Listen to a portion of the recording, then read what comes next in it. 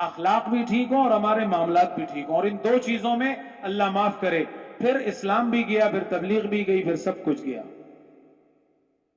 غصہ جب آ جاتا ہے نا جی، ایک مفتی صاحب کے پاس ایک ساتھی آیا، انہوں نے کہا جی وہ میں نے بیوی کو اس طرح طلاق دی ہے تو کیا اس سے طلاق ہو جاتی ہے؟ تو مفتی صاحب نے کہا طلاق خوش ہو؟ میں نے کہا نہیں جی میں نے غصے میں دی تھی۔ اس نے کہا خدا کے بندے، کوئی خوشی سے بھی کوئی طلاق دیتا ہے تو غصے میں ہی دیتا ہے۔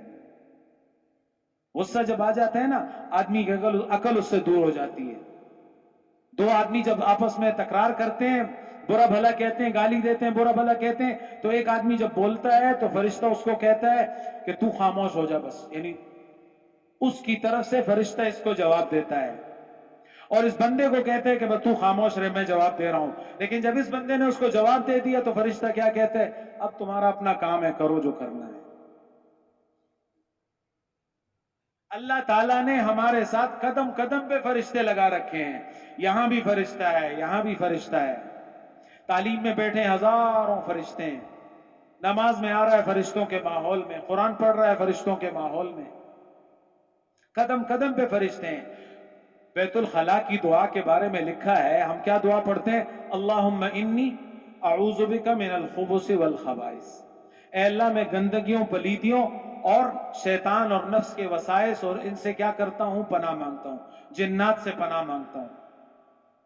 تو حدیث میں آتا ہے جب مومن بندہ بیت الخلاء میں داخل ہوتا ہے تو فرشتے بھی اس سے دور ہو جاتے ہیں، شیطان اس کے ساتھ ہوتا ہے، نفس بھی اس کے ساتھ ہوتا ہے، سب کچھ۔ لیکن جب یہ دعا پڑھتا ہے تو اس نفس اور شیطان کے وسوسوں اور اس کے کیا پریشانیوں سے بھی اللہ تعالیٰ اس کو خباثت سے محفوظ کر لیتا ہے۔ لیکن جب یہ بیت الخلاء میں جاتا ہے تو چونکہ وہ گندی جگہ ہے اور فرشتہ گندی چیز کو نہیں پسند کرتا ہے، اس لیے وہ دور ہو جاتا ہے۔ جب بھی آدمی بے پردہ ہوتا ہے فرشتے اس سے دور ہو جاتے ہیں، جب یہ پردے میں ہوتا ہے فرشتے اس کے ساتھ ہوتے ہیں۔ جو دین کی محنت میں لگتا ہے، مسجد میں ہوتا ہے، اللہ کے حکم میں لگتا ہے، دین کے کام میں لگتا ہے، فرشتے ان مسجد والوں کے ان پیچھے گھروں میں ان کے کاموں میں لگے رہتے ہیں۔ اور جب یہ دنیا کے کام میں خود لگ جاتا ہے تو فرشتے کیا کرتے ہیں؟ بس تو لگ گیا، بس ٹھیک ہے، پھر ہمارا کیا کام۔ میں عرض کر رہا تھا کہ ہمارے اخلاق اچھے ہوں، سب سے پہلے ہماری زبان ہے اس میں، پھر ہمارا یہ ہاتھ ہے، المسلم من سلم المسلمون من لسانہ ہوئے، کامل مسلمان وہ ہے جس کے ہاتھ، جس کی زبان، پہلے زبان کا ذکر کیا، اور ہاتھ، اس سے دوسرے مسلمان محفوظ رہیں۔ زبان کے بعد دوسرے درجے میں جو آدمی سے گناہ ہوتا ہے، بندے کے حق میں جو اس کا حق مارا جاتا ہے، وہ ہاتھ سے مارا جاتا ہے۔ غلط دستخط کر دیا، اس کا حق خراب ہو گیا۔ چوری میں ہاتھ ڈال لیا تو یہ اس کا حق خراب کر دیا۔ زمین پر اس کو آ کر کیا کر دیا؟ دیوار لگا دی۔ ہاتھ سے ہی کرتا ہے نا، اس کو پیسے دیتا ہے مزدور کو کہ آ جاؤ یا دیوار لگاؤ، اس کے حق کو خراب کر دیا۔ زبان کے بعد سب سے زیادہ جو بندے کا حق خراب ہوتا ہے وہ ہاتھ سے ہوتا ہے۔ اس لیے حدیث میں فرمایا زبان اور ہاتھ سے جو دوسرے مسلمان اگر محفوظ رہیں گے تو یہ کامل مسلمان ہے۔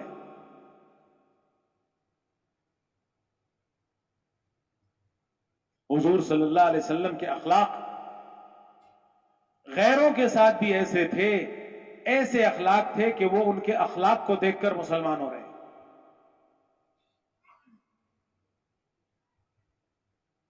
بندوں کا حق، آخری بات اس میں عرض کرتا ہوں، بندوں کے حقوق میں فضائل صدقات میں آپ وہ صفحہ پڑھ لیں، وہاں کیا لکھا ہے؟ قیامت کے دن 3 کچہریاں ہوں گی، 3 عدالتیں۔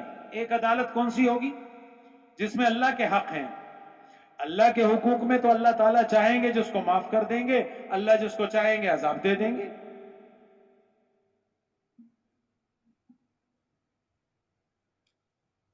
اللہ جس کو چاہیں گے عذاب دے دیں گے، اللہ جس کو چاہیں گے معاف کر دیں گے۔ عرفات کے میدان میں حضور صلی اللہ علیہ وسلم نے کتنے گھنٹے دعا مانگی تھی؟ تقریباً 5 گھنٹے۔ اور کیا دعا مانگی تھی؟ اللہ میری امت کو بخش دے، اللہ میری امت کو بخش دے، اے اللہ میری امت کو بخش دے۔ جب مزدلفہ میں تشریف لائے تو اللہ کی طرف سے کیا وحی آئی؟ میں نے تیری امت کو بخش دیا لیکن ظالموں کو نہیں بخشا۔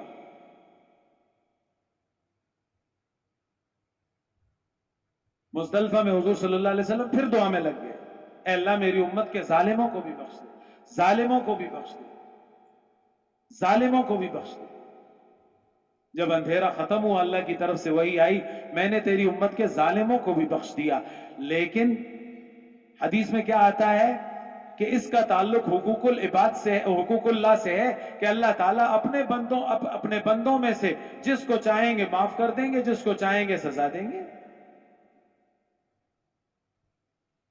مشرک کو تو معاف نہیں کرتے ہیں، کافر اللہ کے منکر کو تو اللہ ان اللہ لا یغفر ان یشرک بہ، اس کے علاوہ جس کو چاہیں گے معاف کر دیں گے، جس کو چاہیں گے سزا دے دیں گے.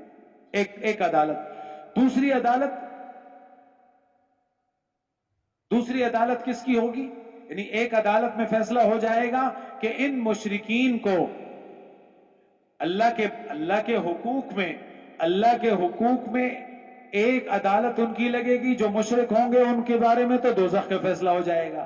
جو اللہ کے بندے مسلمان ہوں گے، انہوں نے اللہ کے حق کو ضائع کیا ہوگا، اللہ چاہیں گے تو معاف کر دیں گے، چاہیں گے تو بخش دیں گے. اور تیسری عدالت کون سی ہوگی؟ بندوں کے حقوق کی. اور اس میں اللہ تعالیٰ فرمائیں گے کہ جب تک تم نے اپنے بندے سے معافی نہیں مانگے گی، میں اس میں کچھ نہیں کر سکتا. اس سے معافی مانگو، اس کا حق ادا کرو، تب میں پھر اگلا کام تمہارا کروں گا. دیکھو فضائل رمضان میں اللہ تعالیٰ نے عجیب باتیں ہیں. یہاں حضور صلی اللہ علیہ وسلم فرماتے ہیں کیا کہ لیلۃ القدر کی تعیین اس وجہ سے مجھ سے ہٹا دی گئی کہ میں خیمے سے باہر نکلا کہ تمہیں بتاؤں کہ کیا ہو رہا ہے، کہ یہ آج لیلۃ القدر ہے. لیکن جب میں باہر نکلا تو دو مسلمان آپس میں لڑ رہے تھے، اس لڑائی کی وجہ سے مجھ سے اللہ تعالیٰ نے وہ شب قدر بھلا دی. اب تم اس کو 21، 23، 25، 27 اور 29 راتوں میں تلاش کرو. بندے کے حق کو ضائع کرنے والا قیامت کے دن بھی اس کی معافی نہیں ہوگی. حدیث میں یہاں تک آتا ہے بغیر سینگ والی بکری کو سینگ دیے جائیں گے اور اس سے اس کا بدلہ دلوایا جائے گا. اس لیے ہمیں مسلمانوں کے حقوق کو ادا کرنا، اور خصوصاً معاملات میں. ہمارے شاہد صاحب اللہ تعالیٰ صحت بھی عطا فرمائے، یہ اکثر یہ فرماتے ہیں کیا کہ معاملات ہمارے بہت بڑا لمبا بیان، بڑی لمبی تبلیغ، بڑا لمبا سب کچھ، لمبا کرتا، لمبی داڑھی، پگڑی، سب کچھ ہے، لیکن معاملات میں اللہ معاف کرے ہمارا. تبلیغ کی برکت سے اللہ تعالیٰ ہمارے جو زندہ حضرات ہیں ان کو اللہ تعالیٰ ان کی زندگیوں میں برکت عطا فرمائے. اور مولانا الیاس صاحب حضرات اور جتنے دنیا سے جا چکے ہیں ان سب کو اللہ تعالیٰ قبروں کو نور سے منور فرمائے. اس زمانے میں اللہ تعالیٰ نے ان حضرات کے ذریعے سے چلتا پھرتا مدرسہ قائم کر دیا. اس تبلیغ کی برکت سے آپ خود دیکھ لیں اپنے خاندانوں میں بیٹی کو اور اپنی ماں کو اور اپنی بیوی کو حصہ دینا زمین میں شروع کر دیا ہے نہیں جائیداد میں. الحمدللہ پشاور میں ہمارے سامنے کئی ایسے واقعات ہیں کیا کہ والد فوت ہوتے ہی بس 3 دن تو وہ ہمارے چونکہ یہاں رواج ہے، بس 3 دن کے بعد چوتھے دن اس نے بیٹھ کر مفتی صاحب سے پوچھا کہ جی کس کا کتنا کتنا حصہ ہے، اور چوتھے دن اس نے جا کر سب کو سب اپنا حصہ دے دیا. اب جو تم لقمہ کھا رہے ہو مطمئن ہو کر یہ اپنا لقمہ کھا رہے ہو. میں نے اشارہ کر دیا، مفتی صاحبان سے پھر پوچھ لیں. نحمده ونصلي على رسوله الكريم اما بعد فاعوذ بالله من الشيطان الرجيم بسم الله الرحمن الرحيم. ان الذين قالوا ربنا الله ثم استقاموا تتنزل عليهم الملائكة الا تخافوا ولا تحزنوا وأبشروا بالجنة التي كنتم توعدون نحن أولياؤكم في الحياة الدنيا وفي الآخرة ولكم فيها ما تشتهي أنفسكم ولكم فيها ما تدعون نزلا من غفور رحيم.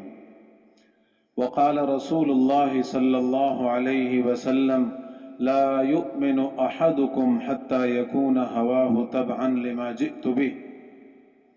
وقال عليه الصلاة والسلام المؤمنون هينون لينون كالجمل الآنف إن قيد انقاد وإن أنيخ على صخرة استناخ.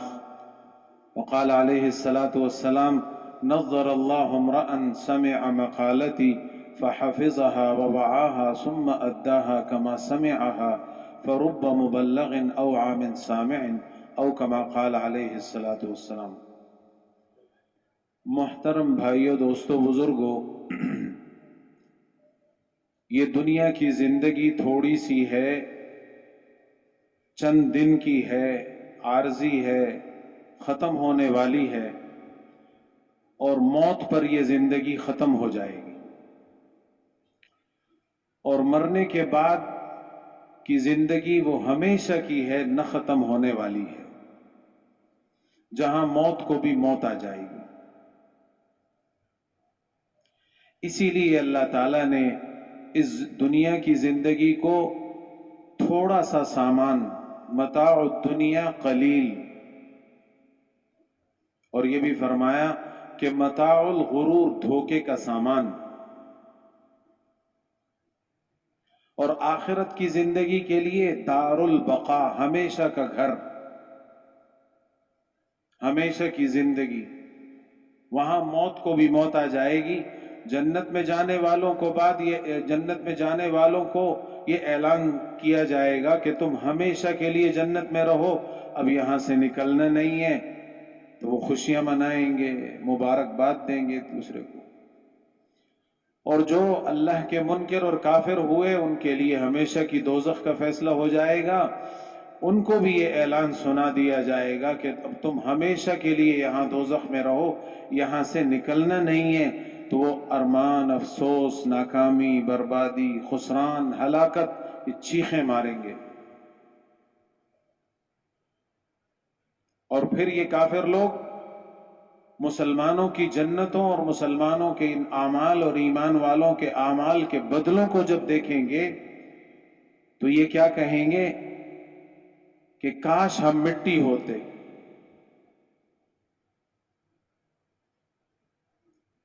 کاش یا لیتنی اتخذت مع الرسول سبیلا، کاش میں بھی اس رسول اور نبی کی بات مان لیتا، ان کے راستے پر چل پڑتا۔ اب دنیا کی زندگی بالکل عارضی ہے۔ آج سے 20-25 سال پہلے میرے بھائیو، دوستو، بزرگوں، مرنے والے کو بھی پتا تھا کہ میں کیوں مر رہا ہوں، اور جو مارنے والا ہوتا تھا اس کو بھی پتا ہوتا تھا کہ میں کیوں اس کو مار رہا ہوں۔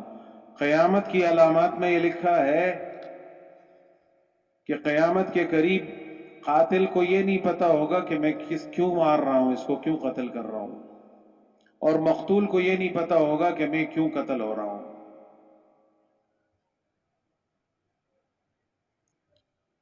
اس لیے اللہ جل جلالہ نے اپنے انسانوں میں سب سے برگزیدہ اور سب سے پاک بندے حضرات انبیاء علیہ السلام کو اس بات کے لیے چنا کہ ان انسانوں پر، ان کے دلوں پر، ان کی ان زندگیوں پر محنت کرو، اور ان کو یہ سمجھاؤ کہ یہ 2-4 دن کی زندگی، یہ تمہیں 2-4 دن کی نظر آتی ہے، لیکن یہ بہت قیمتی ہے، کیونکہ مرنے کے بعد ساری زندگی ہمیشہ کے لیے جنت اور دوزخ کا، اور ہمیشہ کے لیے جو فیصلہ ہے وہ اس تھوڑی سی زندگی پر ہے۔ تم بیکار نہیں پیدا کیے۔ اللہ تعالیٰ نے نبیوں کو بھیج کر یہ بات سمجھائی، افحسبتم انما خلقناکم عبثا، قرآن میں بھی فرمایا کہ آپ ان سے کہہ دیجئے کہ کیا تم نے یہ خیال کر رکھا ہے، گمان کر رکھا ہے کہ ہم نے تم کو عبث، بیکار پیدا کر دیا۔ وَأَنَّكُمْ إِلَيْنَا لَا تُرْجَعُونَ، اور کیا تم ہمارے پاس لوٹائے نہیں جاؤ گے، یا ہمارے پاس نہیں آؤ گے۔ کیا مطلب؟ ایک خاص مقصد کے لیے اللہ تعالیٰ نے زندگی دی ہے، اور موت کے بعد کی ہمیشہ ہمیشہ کی جنت یا ہمیشہ ہمیشہ کی دوزخ کا فیصلہ یہ اس زندگی پر مرتب ہے۔ اس لیے اللہ تعالیٰ نے 1,24,000 انبیاء علیہ السلام کا سلسلہ جاری فرمایا، اور پھر نبیوں کو اللہ تعالیٰ نے، نبی وہ ہوتا تھا جو اللہ کا پیغمبر جس کو کہتے ہیں، اللہ کا پیغام پہنچانے والا۔ نبی کا معنی خبر دینے والا۔ اللہ نے جو خبر دے دی کہ میں ایک ہوں، میری مانو، میرے علاوہ کسی کو مت مانو، میرے علاوہ کسی کو معبود مت مانو. نبیوں کو، پیغمبروں کو، رسولوں کو، رسول قاصد کو کہتے ہیں، پیغمبر پیغام پہنچانے والا، نبی خبر دینے والا. اللہ کی طرف سے یہ خبر انسانوں کو پہنچاؤ، اے انسانوں تم ایک منی کے قطرے سے بنے ہو، تمہاری کوئی حیثیت نہیں ہے. هل اتى على الانسان حين من الدهر لم يكن شيئا مذكورا. اے حضرت انسان تیری حقیقت کیا ہے؟ کیا اس انسان پر ایسا زمانہ نہیں گزرا کہ وہ ایک ایسی چیز تھی جس کا ذکر بھی اچھا نہیں تھا؟ سورہ قیامہ میں اللہ تعالیٰ فرماتے ہیں الم یکن نطفۃ من منی یمنا، کیا یہ منی کا قطرہ نہیں تھا جو گرایا جاتا تھا؟ ثم کان علقۃ فخلق فسوى، اللہ تعالیٰ نے اس کو گوشت کا لوتھڑا بنایا، پھر اس کو ہڈیاں دیں، پھر ہڈیوں کو گوشت پہنایا، پھر اس میں روح پھونکی، اور پھر خوبصورت انسان لقد خلقنا الانسان فی احسن تقویم. اور پھر علماء کرام فرماتے ہیں کہ نبیوں کو اللہ تعالیٰ نے وعدہ الست، قرآن پاک میں اللہ تعالیٰ نے فرمایا کہ ساری روحوں کو آدم علیہ السلام سے لے کر قیامت تک کے لیے جتنے انسانوں نے دنیا میں آنا ہے، ساری روحوں کو اللہ تعالیٰ نے عالم ارواح میں جمع کر کے ان سے یہ اقرار لیا اور یہ وعدہ لیا الست بربکم، کیا میں تمہارا پالنے والا نہیں ہوں؟ تھوڑا سا لفظ کو غور کریں. عالم ارواح میں اللہ تعالیٰ نے ہم سب سے بھی، ہمارے باپ دادے آدم علیہ السلام تک اور ہمارے بعد آنے والی نسلیں قیامت تک کے لیے سب سے اللہ تعالیٰ نے یہ وعدہ لیا الست بربکم، کیا میں تمہارا پالنے والا نہیں ہوں رب؟ قالوا بلا، سب نے یہ کہا کہ یا اللہ بے شک کیوں نہیں، تو ہی ہمارا رب ہے. عالم ارواح نے سب نے یہ کہا. اور پھر حدیث میں آتا ہے مسلمان دنیا میں تعداد کے لحاظ سے تو ہمیں اس طرح نظر آتے ہیں نا جی، کوئی یہودی ہے، کوئی عیسائی ہے، کوئی مجوسی ہے، کوئی کس مذہب پہ ہے، کوئی کس مذہب پہ ہے، لیکن حدیث میں آتا ہے کل مولود یولد علی الفطرۃ. عالم ارواح میں یہ وعدہ لیا کہ میں تمہارا رب نہیں ہوں، تو سب نے کہا کیوں نہیں، اے اللہ تو ہی ہمارا پالنے والا ہے. اور پھر حدیث میں فرمایا کہ ہر بچہ جو دنیا میں پیدا ہوتا ہے، جس گھر میں بھی ہے، مسلمان اور غیر مسلم، جس گھر میں بھی پیدا ہوتا ہے وہ بچہ فطرت اسلام پر پیدا ہوتا ہے. پھر حدیث میں فرمایا فَأَبَوَاهُ يُهَوِّدَانِهِ أَوْ يُنَصِّرَانِهِ أَوْ يُمَجِّسَانِهِ، کہ اس کے والدین چاہے اس کو یہودی بنا دیں، چاہے اس کو نصرانی بنا دیں، اور چاہے اس کو مجوسی بنا دیں. تو عالم ارواح میں بھی اللہ نے یہ وعدہ لیا اور پیدا بھی اسلام کی فطرت پر کیا. اب بعد میں چونکہ اس کے والدین یا اس کے ان کے والدین اور یہ ایک نسل چلی آ رہی ہے، اور ان پر وہ محنت جو آدم علیہ السلام سے چلی. آدم علیہ السلام کو اللہ تعالیٰ نے فرشتوں سے کیا فرمایا؟ اذ قال ربک للملائکۃ انی جاعل فی الارض خلیفہ. انسانیت کہاں سے شروع ہوئی؟ آدم علیہ السلام سے. اللہ تعالیٰ نے خلیفہ بنایا. فرشتوں نے تھوڑا سا بصورت اعتراض کے یا بصورت اشکال کے یا بصورت مشورے کے، یا اللہ آپ ایسی مخلوق کو پیدا کر رہے ہیں جو کیا کریں گے؟ یسفک الدماء، خون بہائیں گے ایک دوسرے کا، یفسد فی الارض، یہ زمین میں فساد کریں گے. تو اللہ تعالیٰ نے عالم ارواح میں یہ وعدہ لیا. پھر جب آدم علیہ السلام کو بھیجنا چاہا خلیفہ، تو فرشتوں نے کہا کہ جی یہ تو خون بہائے گا، اس میں تو کیا ہے؟ شہوت کا مادہ ہے، اس میں غصے کا مادہ ہے.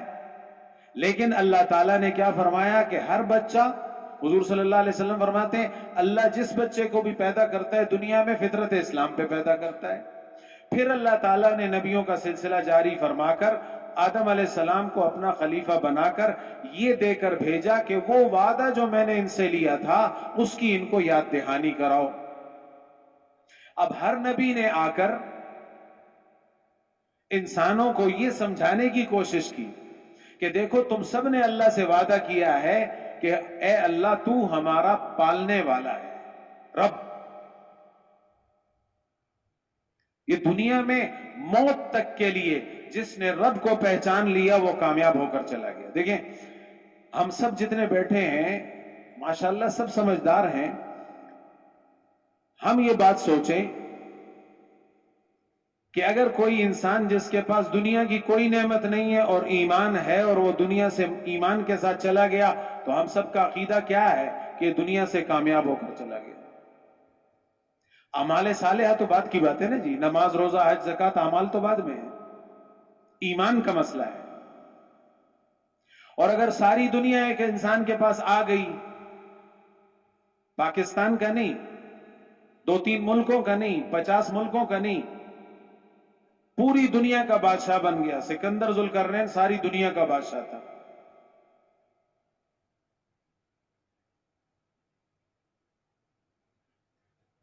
ساری دنیا کا بادشاہ بن گیا, ساری دنیا اس کے قبضے میں ہے, لیکن ایمان نہیں ہے. تو ہم سب کا عقیدہ کیا ہے کہ اگر یہ بغیر ایمان کے دنیا سے چلا گیا تو ناکام ہو کر اور ہمیشہ کے لیے ناکام ہو کر چلا. اس لیے میرے بھائیوں دوستوں بزرگوں, نبیوں کے آنے کا جو سلسلہ تھا صرف ایک ہی بات تھی بس. کیا بات تھی؟ اللہ کو اپنا رب مان لو, تسلیم کر لو. اللہ کو ایک مان لو اور اللہ کے علاوہ کی نفی کر دو کہ یہ اللہ کے علاوہ جتنے ہیں یہ میرے کچھ بھی کسی بھی کام کے نہیں ہیں, نہ نفع کے کام کے ہیں اور نہ نقصان کے کام کے. وہ وعدہ جو عالم ارواح میں کرایا اس کی یاد دہانی کے لیے, اور یہ تبلیغ کی ساری محنت, یہ دعوت کی ساری محنت اور یہ کلمے کے مطابق جو ہم سب مرد عورت اور بچے بوڑھے کی ذمہ داری ہے کیا کہ اللہ کو بولنا. یہاں یہ ساتھی آتے ہیں مساجد کے مذاکرے کے لیے, مسجدوں والے 24 گھنٹے یہاں آ کر مذاکرے کے لیے 5 مجلسیں ان کی ہوتی ہیں. تو میں اکثر یہ عرض کرتا ہوں, میں کہتا ہوں چونکہ ہم باپ دادے سے مسلمان چلے آ رہے ہیں نا جی, اور پھر کسی نے 4 مہینے لگا لیے, کسی نے سال لگا لیا, کسی نے بیرون ملک کا سفر کر لیا, کسی نے مستورات کے ساتھ وقت لگا لیا, کوئی مقیم بن گیا, کوئی مولانا صاحب بن گیا, ٹھیک ہے نا جی. لیکن یاد رکھیں اگر اللہ کو بولنا ہمیں آ گیا تو میرے بھائیوں دوستوں بزرگوں ہم کامیاب ہیں. شیطان اور نفس اس بات کی محنت میں لگا ہوا ہے کہ ساری چیزیں اس کو سمجھاؤ, سکھاؤ, اس میں اس کو لگاؤ, لیکن اللہ کا نام بولنا اور اللہ کی صفات کو بولنے میں خیال کرنا یہ لگ نہ جائے جو اصل مقصد ہے. نماز کا مقصد کیا ہے, روزے کا مقصد کیا ہے, کیوں فرض کیے, حج کا مقصد کیا ہے. قرآن پاک ہم پڑھتے ہیں روزانہ 1 سپارہ 2 سپارے, قاری صاحبان حافظ صاحبان 10-10 سپارے پڑھتے ہیں, رمضان میں 5-5 ختم کرتے ہیں, 10-10 ختم. اس سب کا مقصد کیا ہے؟ ہمارے دل میں یہ بات بیٹھ جائے کہ ایک اللہ سب کچھ کرتے ہیں, وہ اللہ ہمارا پالنے والا ہے. میں نے جو شروع کی آیت پڑھی آپ کے سامنے, ان الذین قالوا ربنا اللہ, اس پچھلے وعدے کی یاد دہانی ہے اس میں. کیا؟ جن لوگوں نے یہ کہہ دیا کہ ہمارا رب اللہ ہے, ذرا بات سمجھیں تو یہ کس کس نے کہا ہے کہ ہمارا رب اللہ ہے؟ سب نے کہا ہے, چاہے وہ کافر کے گھر میں پیدا ہو رہا ہے, چاہے مسلمان کے گھر میں پیدا ہو رہا ہے, عالم ارواح میں سب نے کیا کہا تھا. اس لیے یہ جو ہمارے بڑے فرماتے ہیں نا جی, ہر وقت ہمیں روزانہ ہو روزانہ نہ ہو, دوسرے دن, 5ویں دن, ہفتے میں 1 دفعہ 2 رکعت نماز پڑھ کے اللہ کے سامنے اس بات پر شکر ادا کرنا, یا اللہ تیرا شکر ہے کہ تو نے مجھے یہ کلمہ دیا, مسلمان بنایا, ایمان والا بنایا. یہ معمولی بات نہیں ہے. اے اللہ میں اپنے وعدے پر قائم ہوں جو میں نے تیرے ساتھ عالم ارواح میں کیا تھا. اے اللہ تو حضور صلی اللہ علیہ وسلم کو اے اللہ تو سارے نبیوں کو، اے اللہ تو سارے صحابہ کو، اور اے اللہ اب تک جتنے محنت کرنے والے ہیں اور جن کی محنت کی بدولت میں آج مسلمان ہوں، اے اللہ سب کو میری طرف سے بہت جزائے خیر عطا فرما۔ معمولی بات نہیں ہے۔ وہ وعدہ یہاں بھول گیا۔ اللہ تعالیٰ نے فرمایا جنہوں نے یہ کہا تھا کہ ہمارا پالنے والا اللہ ہے رب، پھر دنیا میں آ کر وہ دوسری طرف نہیں گئے، ثم استقاموا، پھر اپنی بات پر پکے رہے۔ اور یہ پکا رہنا کب تک ہوگا جی؟ پکا رہنا یہ اپنے ایمان پر اور رب اللہ کو رب ماننے پر یہ پکا رہنا کب تک ہوگا؟ موت تک بس۔ موت کے بعد پھر مسئلہ نہیں ہے۔ موت تک کی یہ جو 2-4 دن کی زندگی ہے، بس اس میں ایمان پر رہو، ایمان پر تمہاری موت آ جائے، اپنے اس وعدے پر جو تم نے عالم ارواح میں کیا تھا اس کو دنیا میں تم نے پورا کر کے دکھایا۔ موت تک تم سے یہ مطالبہ ہے کہ اپنے ایمان پر رہو، ایمان کے تقاضے پر رہو۔ مرنے کے بعد ثم استقاموا، مرنے کے بعد کیا ہوگا؟ تتنزل علیہم الملائکہ الا تخافوا ولا تحزنوا وابشروا بالجنۃ التي کنتم توعدون۔ فرشتے ان کو اعلان سنائیں گے، اے ایمان والے جو تو نے ساری زندگی خود بھی اس پہ محنت کی اور دوسروں کو بھی اس طرف لاتا رہا،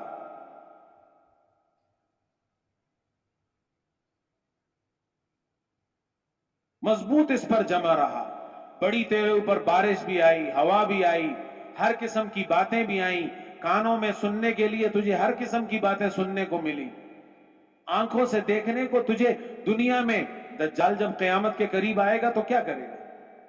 کمزور ایمان والے یاد رکھیں یہ بات، یہ تبلیغ کی محنت مولانا احسان صاحب فرماتے ہیں تبلیغ والو تم خوش ہو جاؤ، کئی بڑوں سے یہ سنا، فرماتے ہیں تبلیغ والو تم خوش ہو جاؤ کہ تم ایمان کی محنت میں لگے ہو، جتنا ایمان والے زیادہ ہوں گے، جتنا اللہ اللہ کہنے والے زیادہ ہوں گے تو کیا ہوگا؟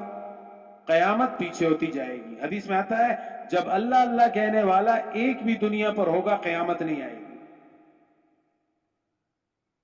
اب میرے بھائیو دوستو، ہم اس بات کو سمجھیں کہ اللہ تعالی ہم سے یہ مطالبہ کر رہے ہیں تم جو دنیا میں عالم ارواح میں وعدہ کر کے آئے تھے، اب اپنے اس پالنے والے اللہ کی اس کی بات کو دل میں رکھو اور اس یقین پر جمے رہو استقامت سے، تو پھر مرنے کے بعد تمہارے مزے ہیں۔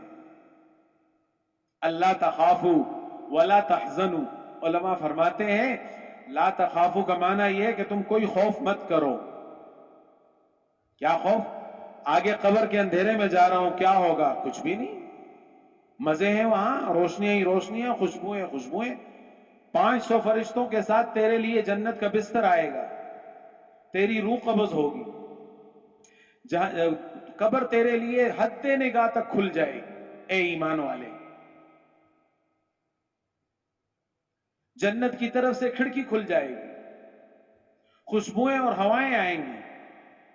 منکر نکیر آ کر جب سوال جواب پوچھے تھے مر ربو کا، بات سمجھ میں آ رہی ہے نا جی؟ عالم ارواح میں ہم نے کیا کہا تھا؟ الستو بربکم، میں تمہارا رب نہیں ہوں، تو ہم نے کیا کہا تھا؟ بے شک ہے اللہ تو ہمارا رب ہے۔ دنیا میں ہم رب کی محنت میں لگے رہے، موت اس رب پر آ گئی، مرتے ہی جب جنت سے بستر آیا اور خوشبوئیں اور ہوائیں قبر میں آنے لگی جنت کی، اب منکر نکیر آئے تو جب انہوں نے پوچھا کہ مر ربو کا، کیوں جی جواب دے سکیں گے یا نہیں؟ انشاءاللہ دیں گے، ہاں۔ اس لیے ایک بات درمیان میں یاد رکھیں، کبھی کبھی ہم نماز پڑھنے کے بعد بعض لوگوں کے منہ سے یہ نکلتا ہے، کیا نماز پڑھ کے آ گیا یار بس خدا دے قبول کی نو پتہ نشتا قبلی گی او نہ قبلی گی، خدا خبر قبول ہم شو کا نہ شو، یہ غلط بات ہے۔ یاد رکھیں یہ بات 100% میں ایمان والا ہوں۔ صحابہ رضی اللہ عنہ کا ایمان اتنا پکا تھا کہ وہ کہتے تھے یا اللہ میں تیرا بندہ ہوں، تجھ پہ ایمان لایا، تیرے نبی پہ ایمان لایا، اے اللہ تو نے بارش کرنی ہے۔ حضرت عمر رضی اللہ عنہ کے بارے میں سنا ہے نا، ایمان والے تھے نا، اور کیسے ایمان والے تھے؟ سارا کفر ڈرتا تھا، زمین پر زلزلہ آیا تو پاؤں سے ٹھوکر ماری۔ بعض روایت میں آتا ہے کہ کیا تجھ پر کوئی گناہ ہوا؟ بعض کہتے ہیں عمر نے تجھ پر کوئی گناہ کیا ہے اسلام لانے کے بعد؟ رک جا، کیوں جی؟ اپنے ایمان کو ذرا ہم دیکھ لیں. ہمارے میں سے کوئی ایسا ہے زلزلہ آئے اور اس کو ٹھوکر مارے اور کہے کہ میں ایمان والا ہوں, میں نے تو کوئی گناہ کیا نہیں ہے, تو رک جا. ہوں گے انشاءاللہ, لیکن ہم ابھی محنت میں لگے ہوئے ہیں. ابھی ہم کیا ہیں, مولانا جمیل صاحب رحمۃ اللہ علیہ فرماتے تھے, سیکھ تڑ ہیں. بہتر اور بہترین 3 درجے ہیں نا جی. سیکھ تڑ کا مطلب سیکھنے والا, پھر اس سے بھی کمزور اور اس سے بھی کمزور.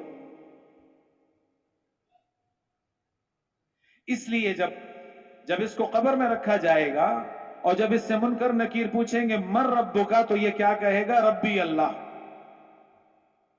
آپ بھی زبان سے کہہ دیں, ہم کیا کہیں گے, ربی اللہ, اور انشاءاللہ کہیں گے.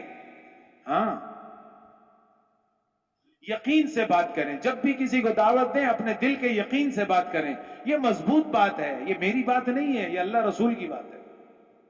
میں اس لیے ڈرتا ہوں کہ اللہ معاف کرے, وہ کہتے ہیں نا جی, بعض روایت میں آتا ہے کہ پیارے نبی علیہ السلام کے پاس ایک بچے کو لایا گیا کہ جی یہ گڑ کھاتا ہے, اس کو منع کر دیں, اس کو ذرا کوئی کچھ پڑھ دیں, کچھ منع کر دیں کہ یہ رک جائے. تو حضور صلی اللہ علیہ وسلم نے فرمایا کہ ذرا اس کو بعد میں دوسرے وقت میں لے کے آنا. تو بعض صحابہ فرماتے ہیں کیا کہ حضور صلی اللہ علیہ وسلم نے اس وقت خود کھایا تھا, تو اس لیے فرمایا کہ ذرا تھوڑا سا صبر کرو, میں نے ابھی خود کھایا ہے.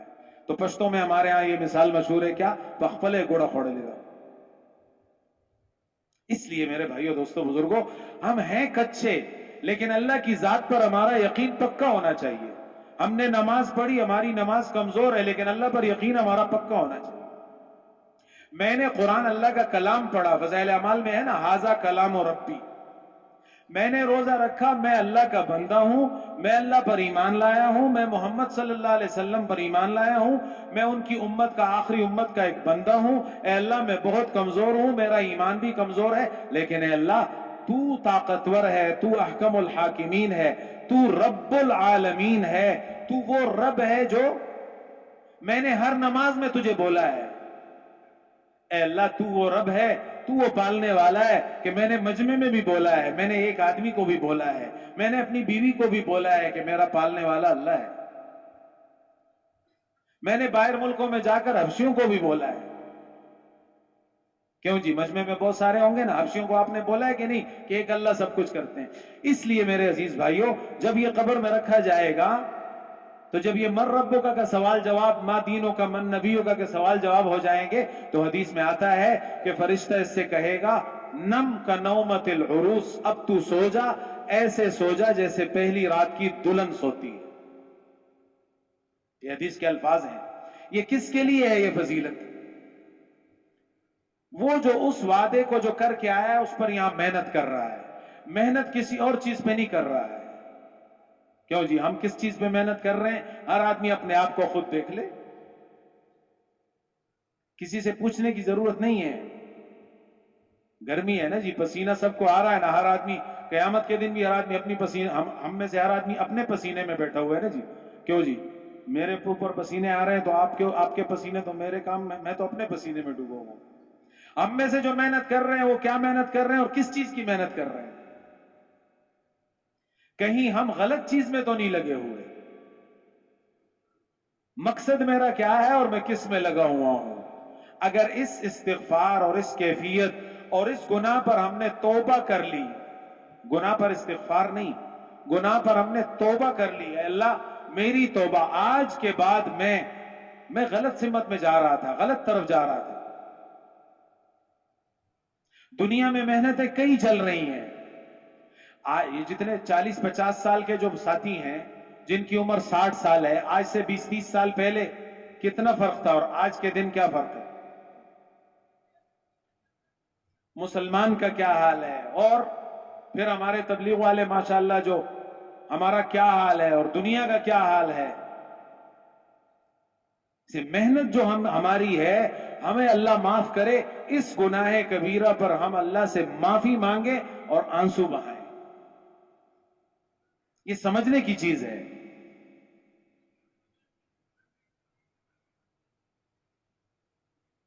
ان مشرکین مکہ کو جب حضور صلی اللہ علیہ وسلم نے پچھلی قوموں کے قصے سنائے کہ فرعون یوں تھا, اتنا بڑا ظالم تھا, موسیٰ علیہ السلام نے یہ کہا, قرآن پاک میں سارے قصے ہیں. نوح علیہ السلام نے قوم سے یہ کہا فلاں کی. صالح علیہ السلام نے قوم کو دعوت دی, انہوں نے کہا نہیں, ایک اونٹنی ہونی چاہیے اور وہ گابن ہونی چاہیے اور وہ ہمارے سامنے بچہ بھی دے دے. سب کچھ ہو گیا اور پھر بھی ایمان نہیں لائے. اللہ نے کیسی سزا دی. تو جب قرآن پاک میں نبیوں کے اور قوموں کے قصے سنائے تو یہ ظالم مشرکین مکہ, انہوں نے کیا کہا حضور صلی اللہ علیہ وسلم سے؟ قالوا ھذا اساطیر الاولین.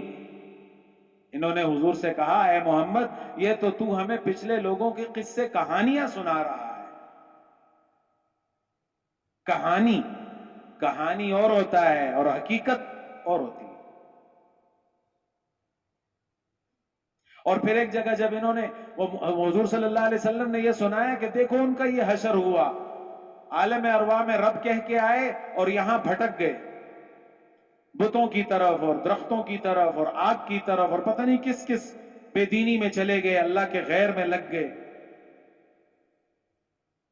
تو انہوں نے کیا کہا؟ نہیں وجدنا آباءنا کذالک یفعلون. ہم جو یہ بتوں کی عبادت کرتے ہیں ہم اپنے آباء و اجداد کو دیکھتے تھے کہ وہ اس طرح کرتے. زمون پلار نہیں کبدا سکول.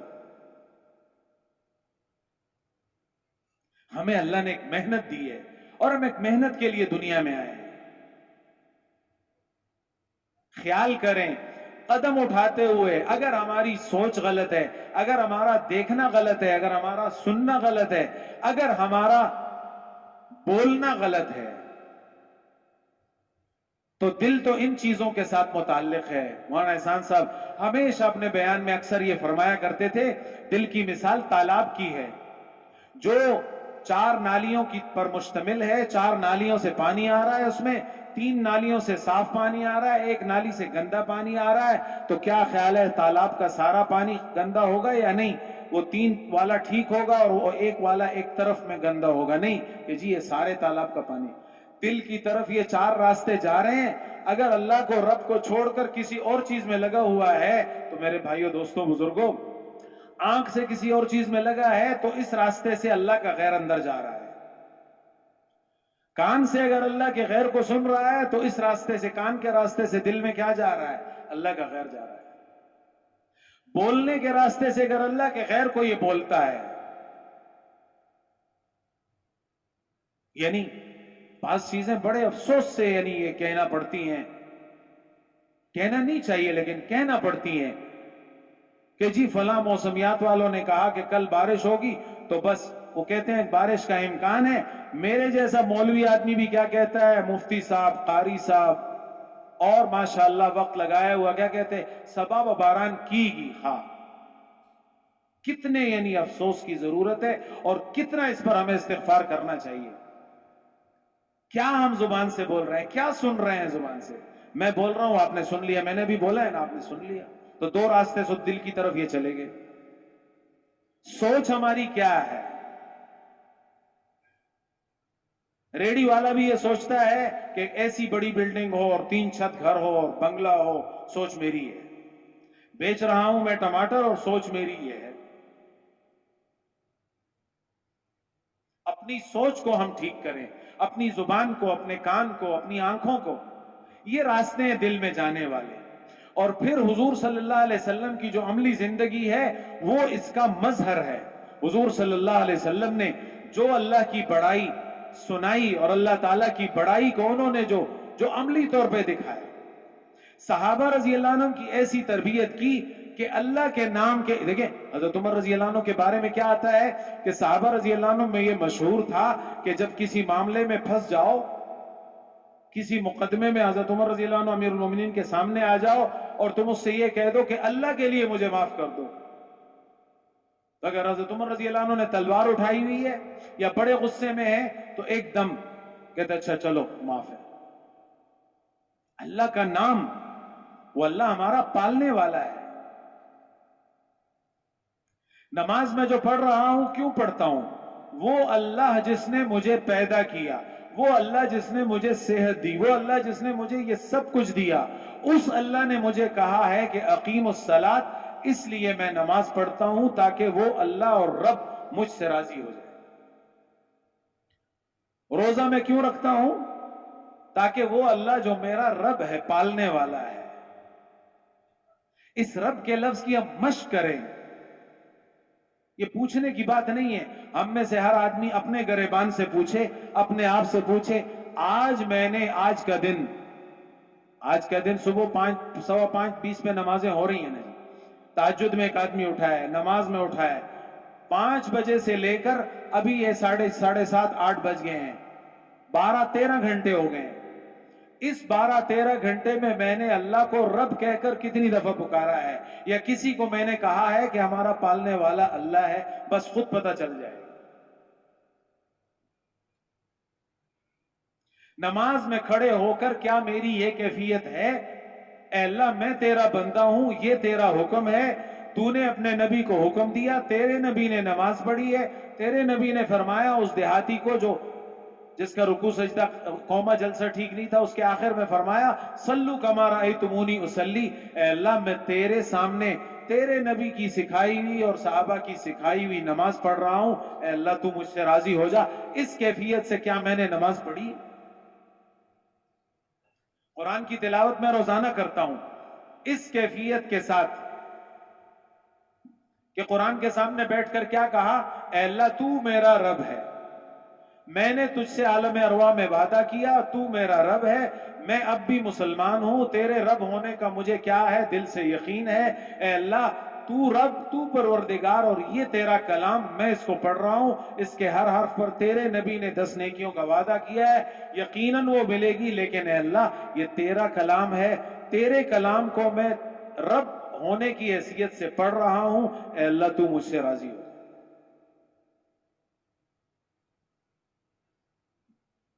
حضور صلی اللہ علیہ وسلم کی زندگی اس سے بھری ہوئی.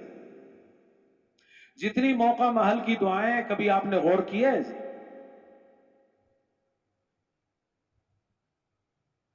صبح و شام کی دعائیں, اصبحنا واصبح الملک للہ, اللہ کی بڑائی. رات کو سو رہا ہے, اللہم باسمک, اللہ تیرے نام سے, اموت و احیا, میں مرتا ہوں اور جیتا ہوں, زندہ ہوتا ہوں. کھانا کھا رہا ہے, بسم اللہ, اللہ تیرے نام سے شروع کرتا ہوں, وبرکت اللہ, اور اللہ کی برکت سے شروع کرتا ہوں. جتنی عبادات ہیں, نماز اللہ کا حکم, روزہ اللہ کا حکم, حج اللہ کا حکم, زکوٰۃ اللہ کا حکم, قربانی اللہ کا حکم, عید کی نماز اللہ کا حکم. جتنا ہم مسلمان کے لیے سنتوں کے ادا کرنے میں یہ بھی ہے نا جی, کہ کم از کم ہفتے 15 دن میں ناخن کاٹا کرو, سنت ابراہیمی, سنت رسول صلی اللہ علیہ وسلم. اپنے بالوں کو, داڑھی کو ٹھیک رکھا کرو, اپنے کپڑوں کو سنت کے مطابق بناؤ, اپنے جسم کے جو زائد بال ہیں بغل کے اور دوسرے, اس کو صاف کرو. یہ حضور صلی اللہ علیہ وسلم کی عملی زندگی, یہ اس رب کی طرف لے جانے والی ہے. جو آدمی صبح سے شام تک اس کی زندگی حضور والی زندگی ہوگی, حضور والے احکامات, حضور والی سنت زندگی اس کی زندگی بن گئی, میرے بھائیوں دوستوں بزرگوں, یہ سیڑھی کی طرح اوپر چڑھتا جا رہا ہے, اس کے درجے اوپر جا رہے ہیں. ہر دم ہر وقت یہ اس فکر میں لگا ہوا ہے, اوپر میرا اللہ ہے, وہ میرا پالنے والا ہے, میں اوپر عالم ارواح سے آیا ہوں, یہ اب دنیا کی زندگی ہے, زمین کے سطح پر میں رہ رہا ہوں, تھوڑی سی زندگی ہے, نیچے میں قبر میں جا رہا ہوں. یہ نماز میں اس لیے پڑھ رہا ہوں کہ اس رب نے مجھے حکم دیا کہ تم اس دنیا کے پیٹ میں جا کر میرا حکم مانو. میں جب مرنے کے بعد اللہ کے سامنے پیش ہوں گا, سب سے پہلے نماز کا حساب ہوگا. جس کی نماز اچھی نکل آئی سارے اعمال اچھے نکلیں گے, جس کی نماز خراب نکل آئی اس کے سارے اعمال. روزہ میرے لیے ہے, میں اس کا بدلہ دیتا ہوں. حج جس نے کر لیا, حج مبرور لیس لہ جزاء الا الجنہ, حج مبرور کا بدلہ جنت کے علاوہ کچھ بھی نہیں ہے. جس نے زکوٰۃ ادا کر دی اپنے مال کی, اس کا مال پاک ہو جائے گا. سود مال کو ختم کرتا ہے, صدقہ اور زکوٰۃ یہ مال کو بڑھاتے ہیں. یہ چیزیں سیکھنے کی ہیں. ہماری زبان, ہمارے کان, ہماری آنکھیں, ہماری سوچ کسی اور طرف ہے. اور پھر مسئلہ یہ نہیں ہے، مسئلہ یہ ہے ہم ہیں مسلمان لیکن ماحول ہمارا اللہ معاف کرے وہ مسلمانوں کے علاوہ دوسرے لوگوں کا بن گیا ہے. اور تبلیغ کی محنت یہ ہے کہ اللہ کو رب مانو اور اپنے ماحول کو ٹھیک کرو. گھر کا ماحول، مسجد کا ماحول، بازار کا ماحول پورا ہمارا اعمال سے بھرا ہوا.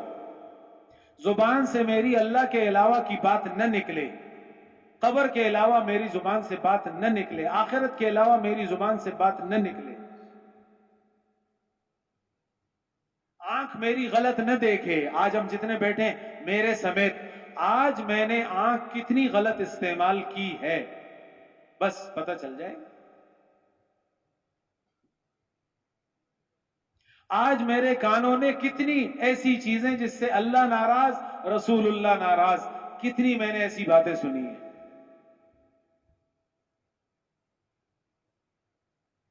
اچھا، حدیث میں آتا ہے نا ایک صحابی کے بارے میں حضور نے فرمایا یہ جنتی ہے. ٹھیک ہے جی.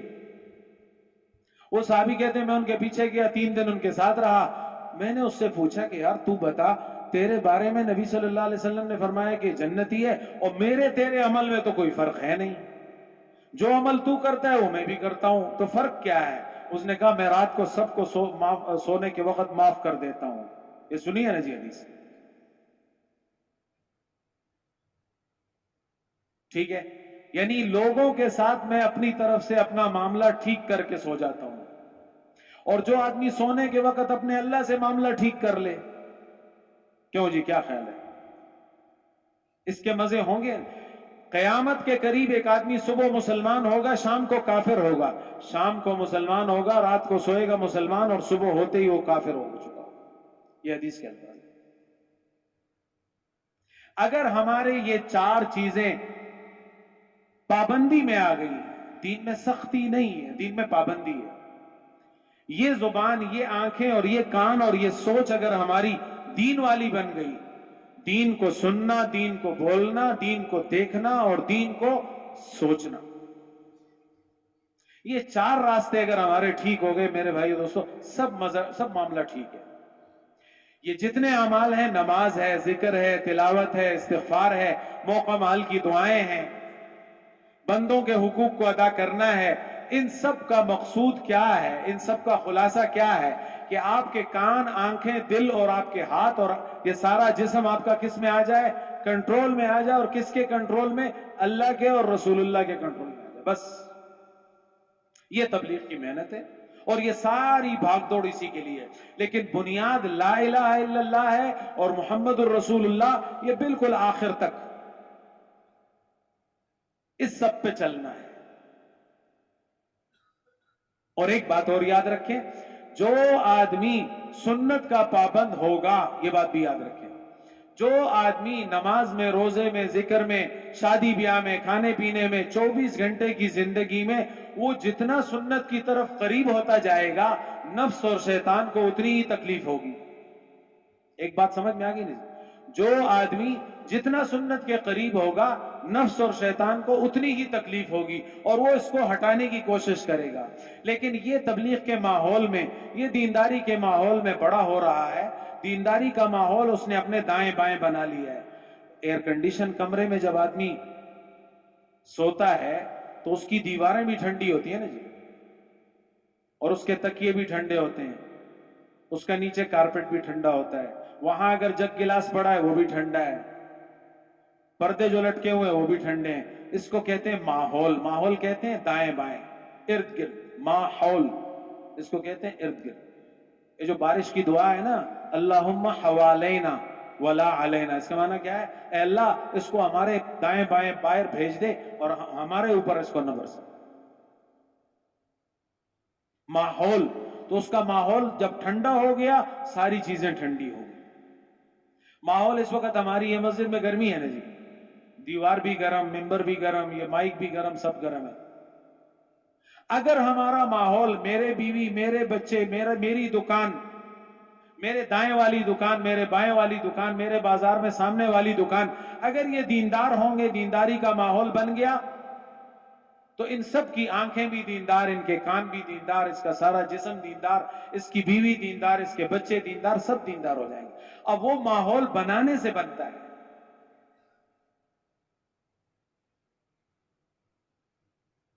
تو نماز، روزہ، حج، زکوٰۃ، قرآن کی تلاوت، ذکر، استغفار، اپنے گناہوں پر رونا، حضور صلی اللہ علیہ وسلم پر درود شریف پڑھنا، موقع محل کی دعائیں کرنا، یہ سب عبادات ہیں، اور یہ سب اللہ کے حقوق ہیں۔ وہ اللہ جو ہمارا رب ہے، جس سے ہم نے وعدہ کیا، اس دنیا میں ہم نے آ کر اللہ کو رب مانا، پھر استقامت سے ہم اس پر مرتے دم تک چلتے رہے۔ اس میں جتنے ہمارے مقابلے میں رکاوٹ آئی، دین پر جب آدمی چلتا ہے، سنت پر چلتا ہے، تو اس کے سامنے رکاوٹ بھی آتی ہے۔ رکاوٹ کا اچھے طریقے سے مقابلہ کرنا ہے، سختی نہیں کرنی ہے۔ بات سمجھ میں آ رہی ہے نا جی؟ پختو والا مرگری بھی پوئی گا نا۔ سنت پر چلیں گے، اللہ کے حکم پہ چلیں گے تو رکاوٹ آئے گی، اور رکاوٹ کیا ہوگی؟ کبھی بیوی رکاوٹ ہوگی، کبھی بچے رکاوٹ ہوں گے، کبھی کاروبار رکاوٹ ہوگا، کبھی رشتہ دار رکاوٹ ہوں گے۔ لیکن اگر ماحول بنا لیا تو پھر یہ رکاوٹ نہیں ہوگی۔ ان کا بھی ذہن بنا ہوا ہے، ان کا بھی بنا ہوا ہے، ان کا بھی بنا ہوا ہے۔ تبلیغ کی محنت یہ ہے کہ اپنے گھر کا، اپنی دکان کا ماحول وہ بناؤ جس سے اللہ راضی ہوتا ہے، جس سے رسول اللہ راضی ہوتا ہے، جو اللہ کا حکم ہے، جو رسول اللہ کا طریقہ ہے صلی اللہ علیہ وسلم۔ بس اسی کو دین کہتے ہیں، اور دین میں اللہ کے حق کو پورا کرنے کے ساتھ ساتھ بندے کے حق کو پورا کرنا یہ بھی ضروری ہے۔ اور اللہ کے بندے دونوں طرح کے ہیں۔ آج ہم حدیث پڑھ رہے تھے تو ایک بزرگ ہیں، وہ اپنے استاد بزرگ سے کہتے ہیں، حضرت طلحہ رحمت اللہ علیہ، وہ اپنے استاد سے کہتے ہیں کہ جی، مفتی تھے وہ بھی بڑے، کہ جی یہ آپ کے پاس یہ جاہل لوگ آتے ہیں اور بڑی سخت سخت باتیں کرتے ہیں، تو آپ بڑی نرمی کرتے ہیں۔ میرے پاس ایسے آتے ہیں، میں تو ان کو بھگا دیتا ہوں۔ صحیح، یہ تمہاری باتیں ہیں، یہ تم پوچھتے ہو؟ کہ بعض لوگ ایسی بات بھی پوچھ لیتے ہیں نا کہ اگلے کو غصہ آ جاتا ہے، یہ کوئی پوچھنے کی چیز ہے کہ میں تو ان کو ڈانٹ دیتا ہوں اور بھگا دیتا ہوں؟ تو بزرگ فرماتے ہیں کہ نہیں، اللہ تعالیٰ فرماتے ہیں قولوا للناس حسنا، لوگوں سے اچھی بات کرو، ایسی بات کرو جو اس کے دل پر زخم نہ لگائے۔ اور پھر یہ فرمایا کہ اللہ تعالیٰ نے یہ نہیں فرمایا کہ قولوا للمسلمین حسنا، کہ مسلمانوں سے اچھی بات کرو۔ للناس میں یہودی بھی ہے، عیسائی بھی ہے، کافر بھی ہے، مسلم بھی ہے، سب اس میں داخل ہیں۔ اگر غیر مسلم بھی تمہارے پاس آئے گا، اس سے بھی سخت بات نہیں کرنی۔ بڑی عجیب بات ہے۔ تو پہلی بات، حقوق العباد میں ہم سے جو کمی ہوتی ہے وہ اس زبان سے ہوتی ہے۔ ادھر بھی زبان سے کمی کہ اللہ کے بول نہیں بولتا ہے، دوسری چیزوں کے بول بولتا ہے۔ اور یہاں حقوق العباد میں بھی سب سے زیادہ جو چلتی ہے وہ کیا چلتی ہے؟ زبان چلتی ہے۔ یہی زبان جو ہے، حضور صلی اللہ علیہ وسلم فرماتے ہیں جو آدمی مجھے دو چیزوں کی ضمانت دے دے، میں اس کو جنت کی ضمانت دیتا ہوں۔ دو جبڑوں کے درمیان، یہ دانت ہے نا، جبڑا، جامع، ان کے درمیان جو چیز ہے زبان، اور دو پہلو، یہ رانے ہیں نا، ان کے درمیان یعنی شہوت، ان دو چیزوں کی مجھے ضمانت دے دے کہ یہ غلط استعمال نہیں کروں گا، میں اس کو جنت کی ضمانت دیتا ہوں۔ ہمیں قدم قدم پہ سوچنا چاہیے میں کیا بول رہا ہوں۔ اکثر پرانے ساتھیوں سے تو میں یہ عرض کرتا ہوں، ہم کیا کہتے ہیں جی، فلانے ماں پسے روزے کی تب ہوتے لے، فلانی ماں سلور میں اشتے لے گولی۔ یہ تو پوچھو کہ تمہاری وجہ سے کتنے لگے ہیں، لیکن تمہاری زبان کی وجہ سے کتنے دور ہو گئے وہ تمہیں نظر نہیں آتے۔ قولوا للناس حسنا، نرم بات کرو۔ پیارے نبی علیہ السلام فرماتے ہیں خیرکم خیرکم لأہلکم، تم میں سے بہترین آدمی وہ ہے جو اپنے گھر والوں کے لیے بہترین ہے، اور میں تم میں سب سے زیادہ اپنے گھر والوں کے لیے بہترین ہوں۔ ہمارے پشتوں میں کیا مثال ہے؟ دا جب سے ہم بلالا ہم قلالا، اگر غلط بول دیا تو بلا بن گئی، اور اگر اللہ رسول کے مطابق بولنا شروع کر دیا تو تمہارے لیے قلعہ اور حفاظت بن جائے گی۔ اخلاق میں سب سے پہلی چیز ہمارے شاہد صاحب اکثر فرماتے ہیں کہ ہمارے اخلاق بھی ٹھیک ہوں اور ہمارے معاملات بھی ٹھیک ہوں، اور ان دو چیزوں میں اللہ معاف کرے پھر اسلام بھی گیا، پھر تبلیغ بھی گئی، پھر سب کچھ گیا۔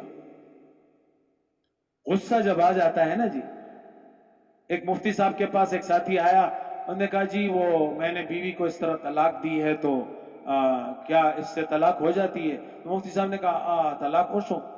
میں نے کہا نہیں جی میں نے غصے میں دی تھی۔ اس نے کہا خدا کے بندے، کوئی خوشی سے بھی کوئی طلاق دیتا ہے تو غصے میں ہی دیتا ہے۔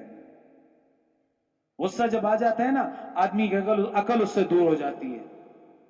دو آدمی جب آپس میں تکرار کرتے ہیں، برا بھلا کہتے ہیں، گالی دیتے ہیں، برا بھلا کہتے ہیں، تو ایک آدمی جب بولتا ہے تو فرشتہ اس کو کہتا ہے کہ تو خاموش ہو جا بس، یعنی اس کی طرف سے فرشتہ اس کو جواب دیتا ہے، اور اس بندے کو کہتے ہیں کہ بس تو خاموش رہے، میں جواب دے رہا ہوں۔ لیکن جب اس بندے نے اس کو جواب دے دیا تو فرشتہ کیا کہتا ہے؟ اب تمہارا اپنا کام ہے، کرو جو کرنا ہے۔ اللہ تعالیٰ نے ہمارے ساتھ قدم قدم پہ فرشتے لگا رکھے ہیں، یہاں بھی فرشتہ ہے، یہاں بھی فرشتہ ہے، تعلیم میں بیٹھے ہزاروں فرشتے ہیں، نماز میں آ رہا ہے فرشتوں کے ماحول میں، قرآن پڑھ رہا ہے فرشتوں کے ماحول میں، قدم قدم پہ فرشتے ہیں۔ بیت الخلاء کی دعا کے بارے میں لکھا ہے، ہم کیا دعا پڑھتے ہیں؟ اللہم انی اعوذ بک من الخبث والخبائث، اے اللہ میں گندگیوں، پلیتیوں اور شیطان اور نفس کے وسائس اور ان سے کیا کرتا ہوں؟ پناہ مانگتا ہوں، جنات سے پناہ مانگتا ہوں۔ تو حدیث میں آتا ہے جب مومن بندہ بیت الخلاء میں داخل ہوتا ہے تو فرشتے بھی اس سے دور ہو جاتے ہیں، شیطان اس کے ساتھ ہوتا ہے، نفس بھی اس کے ساتھ ہوتا ہے، سب کچھ۔ لیکن جب یہ دعا پڑھتا ہے تو اس نفس اور شیطان کے وسوسوں اور اس کے کیا پریشانیوں سے بھی اللہ تعالیٰ اس کو خباثت سے محفوظ کر لیتا ہے۔ لیکن جب یہ بیت الخلاء میں جاتا ہے تو چونکہ وہ گندی جگہ ہے اور فرشتہ گندی چیز کو نہیں پسند کرتا ہے، اس لیے وہ دور ہو جاتا ہے۔ جب بھی آدمی بے پردہ ہوتا ہے فرشتے اس سے دور ہو جاتے ہیں، جب یہ پردے میں ہوتا ہے فرشتے اس کے ساتھ ہوتے ہیں۔ جو دین کی محنت میں لگتا ہے، مسجد میں ہوتا ہے، اللہ کے حکم میں لگتا ہے، دین کے کام میں لگتا ہے، فرشتے ان مسجد والوں کے ان پیچھے گھروں میں ان کے کاموں میں لگے رہتے ہیں۔ اور جب یہ دنیا کے کام میں خود لگ جاتا ہے تو فرشتے کیا کرتے ہیں؟ بس تو لگ گیا، بس ٹھیک ہے، پھر ہمارا کیا کام۔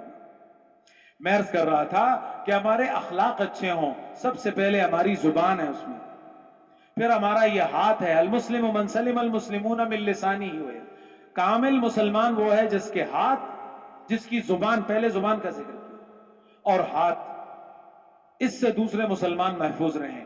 زبان کے بعد دوسرے درجے میں جو آدمی سے گناہ ہوتا ہے، بندے کے حق میں جو اس کا حق مارا جاتا ہے وہ ہاتھ سے مارا جاتا ہے۔ غلط دستخط کر دیا، اس کا حق خراب ہو گیا۔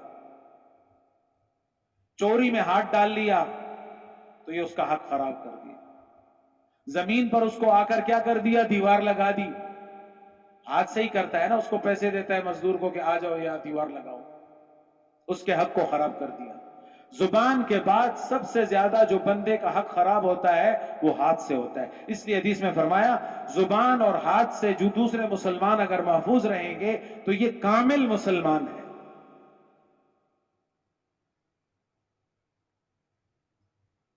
حضور صلی اللہ علیہ وسلم کے اخلاق غیروں کے ساتھ بھی ایسے تھے، ایسے اخلاق تھے کہ وہ ان کے اخلاق کو دیکھ کر مسلمان ہو رہے ہیں۔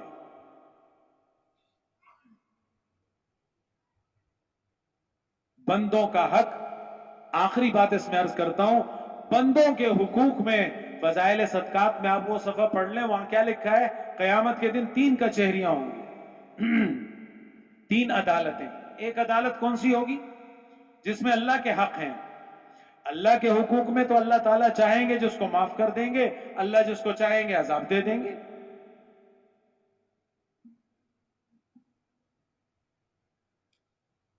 اللہ جس کو چاہیں گے عذاب دے دیں گے، اللہ جس کو چاہیں گے معاف کر دیں گے۔ عرفات کے میدان میں حضور صلی اللہ علیہ وسلم نے کتنے گھنٹے دعا مانگی تھی؟ تقریباً 5 گھنٹے۔ اور کیا دعا مانگی تھی؟ اللہ میری امت کو بخش دے، اللہ میری امت کو بخش دے، اے اللہ میری امت کو بخش دے۔ جب مزدلفہ میں تشریف لائے تو اللہ کی طرف سے کیا وحی آئی؟ میں نے تیری امت کو بخش دیا لیکن ظالموں کو نہیں بخشا۔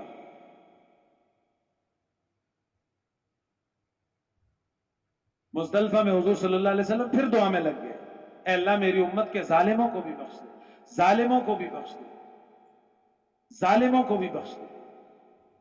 جب اندھیرا ختم ہوا اللہ کی طرف سے وحی آئی، میں نے تیری امت کے ظالموں کو بھی بخش دیا۔ لیکن حدیث میں کیا آتا ہے کہ اس کا تعلق حقوق العباد سے، حقوق اللہ سے ہے کہ اللہ تعالیٰ اپنے بندوں میں سے جس کو چاہیں گے معاف کر دیں گے، جس کو چاہیں گے سزا دیں گے۔ مشرک کو تو معاف نہیں کرتے ہیں، کافر اللہ کے منکر کو تو اللہ ان اللہ لا یغفر ان یشرک بہ، اس کے علاوہ جس کو چاہیں گے معاف کر دیں گے، جس کو چاہیں گے سزا دے دیں گے۔ ایک عدالت۔ دوسری عدالت کس کی ہوگی؟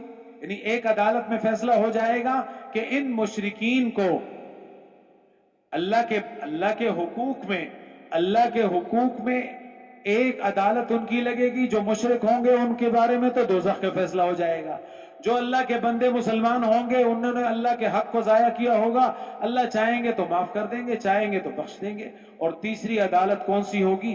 بندوں کے حقوق کی، اور اس میں اللہ تعالیٰ فرمائیں گے کہ جب تک تم نے اپنے بندے سے معافی نہیں مانگے گی میں اس میں کچھ نہیں کر سکتا، اس سے معافی مانگو، اس کا حق ادا کرو، تب میں پھر اگلا کام تمہارا کروں گا۔ دیکھو فضائل رمضان میں اللہ تعالیٰ نے یعنی عجیب باتیں ہیں یہاں۔ حضور صلی اللہ علیہ وسلم فرماتے ہیں کیا کہ لیلۃ القدر کی تعیین اس وجہ سے مجھ سے ہٹا دی گئی کہ میں خیمے سے باہر نکلا کہ تمہیں بتاؤں کہ کیا ہو رہا ہے، کہ یہ آج لیلۃ القدر ہے، لیکن جب میں باہر نکلا تو دو مسلمان آپس میں لڑ رہے تھے، اس لڑائی کی وجہ سے مجھ سے اللہ تعالیٰ نے وہ شب قدر بھلا دی۔ اب تم اس کو 21، 23، 25، 27 اور 29 راتوں میں تلاش کرو۔ بندے کے حق کو ضائع کرنے والا قیامت کے دن بھی اس کی معافی نہیں ہوگی۔ حدیث میں یہاں تک آتا ہے بغیر سینگ والی بکری کو سینگ دیے جائیں گے اور اس سے اس کا بدلہ دلوایا جائے گا۔ اس لیے ہمیں مسلمانوں کے حقوق کو ادا کرنا، اور خصوصاً معاملات میں۔ ہمارے شاہد صاحب اللہ تعالیٰ صحت بھی عطا فرمائے، یہ اکثر یہ فرماتے ہیں کیا کہ معاملات ہمارے بہت بڑا لمبا بیان، بڑی لمبی تبلیغ، بڑا لمبا سب کچھ، لمبا کرتا، لمبی داڑھی، پگڑی، سب کچھ ہے، لیکن معاملات میں اللہ معاف کرے ہمارا۔ تبلیغ کی برکت سے اللہ تعالیٰ ہمارے جو زندہ حضرات ہیں ان کو اللہ تعالیٰ ان کی زندگیوں میں برکت عطا فرمائے، اور مولانا الیاس صاحب حضرات اور جتنے دنیا سے جا چکے ہیں ان سب کو اللہ تعالیٰ قبروں کو نور سے منور فرمائے۔ اس زمانے میں اللہ تعالیٰ نے ان حضرات کے ذریعے سے چلتا پھرتا مدرسہ قائم کر دیا۔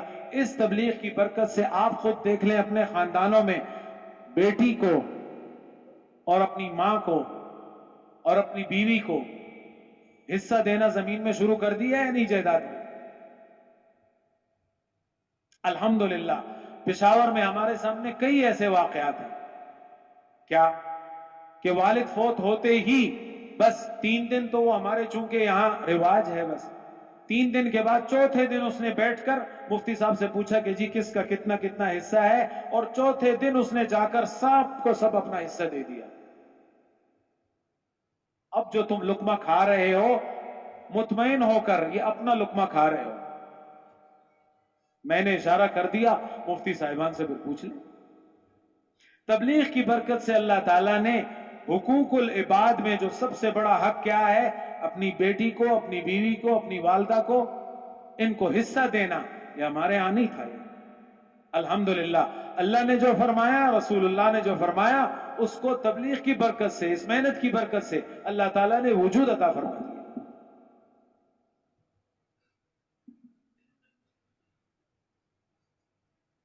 اس لیے حقوق العباد میں، اور پھر اگلی عرض یہ ہے کہ والدین کون ہوتے ہیں جی؟ مور پلار سو کوئی چچانا تب پیدا ہے گا نا جی۔ والدین کس کو کہتے ہیں؟ والد کا معنی عربی قل هو اللہ احد اللہ الصمد، آگے کیا ہے؟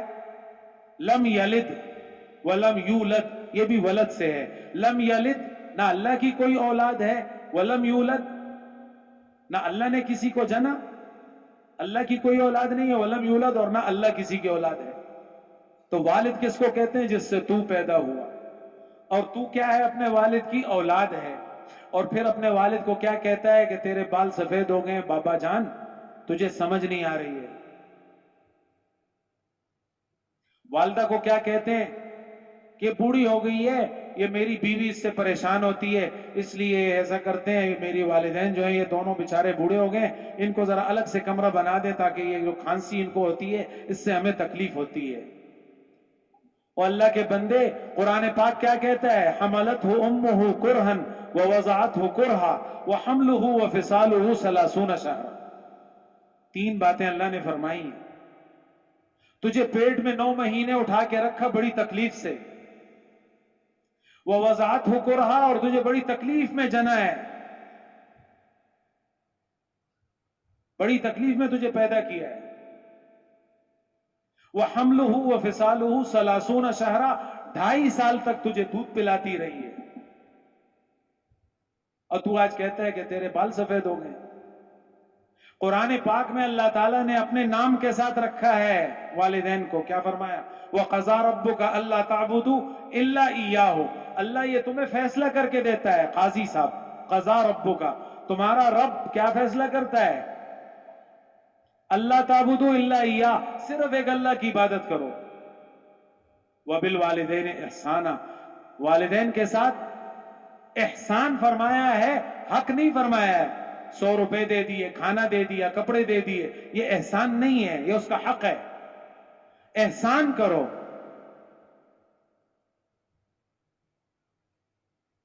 بڑے افسوس کی بات ہے، اللہ ہم سب کو معاف فرمائے۔